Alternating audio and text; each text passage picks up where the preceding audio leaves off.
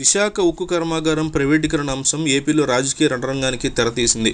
ప్రైవేటీకరణ ఆపేటువంటి అధికారం కేంద్రం చేతిలో ఉన్న రాష్ట్రంలోని రాజకీయ పార్టీలు ఒకదానిపై ఒకటి దుమ్మెత్తి పోసుకుంటున్నాయి. టీడీపీ నేత పల్లా శ్రీనివాసరావు ఉక్కు ఫ్యాక్టరీ ప్రైవేటీకరణ ఆపేందుకు చేపట్టిన ఆమర నిరాహార దీక్షని విరమింపజేసిన చంద్రబాబు విశాఖలో వైసీపీకి సవాళ్లు విసిరారు.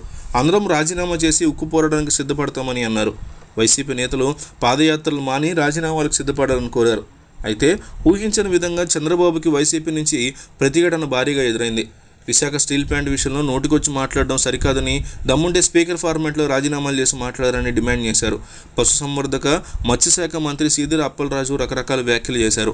విశాఖ ఉక్కు ఫ్యాక్టరీకి సంబంధించి వైసీపీ నుంచి రాజీనామాలు డిమాండ్ చేస్తున్న చంద్రబాబు ముందుగా తన చిత్తశుద్ధి నిరూపించుకుని రాజీనామా చేయాలని ఆయన కోరారు. ఇద్దరూ రాజీనామా చేసి చంద్రబాబు, అచ్చెన్నాయుడు ఇద్దరూ కూడా విశాఖ పోరాటంలో పాల్గొనాలని కోరారు. చంద్రబాబు విశాఖ వచ్చిన ఉద్దేశం స్టీల్ ప్లాంట్ ప్రైవేటీకరణకు వ్యతిరేకంగా పోరాటానికా లేక జగన్ని తిట్టడానికా అని ప్రశ్నించారు ఆయన. ఉక్కు పరిశ్రమను కాపాడుకునేందుకు ఉద్యమంలో తాము వెనకడుగు వేసే ప్రసక్తే లేదని, కేంద్రం బిడ్డింగ్కి వెళ్తే రాష్ట్ర ప్రభుత్వం తరఫున బిడ్డింగ్ వేస్తామని పేర్కొన్నారు మంత్రి. వైసీపీ డిమాండ్తో చంద్రబాబు ఇరకాటంలో పడ్డారని అంటున్నారు రాజకీయ విశ్లేషకులు.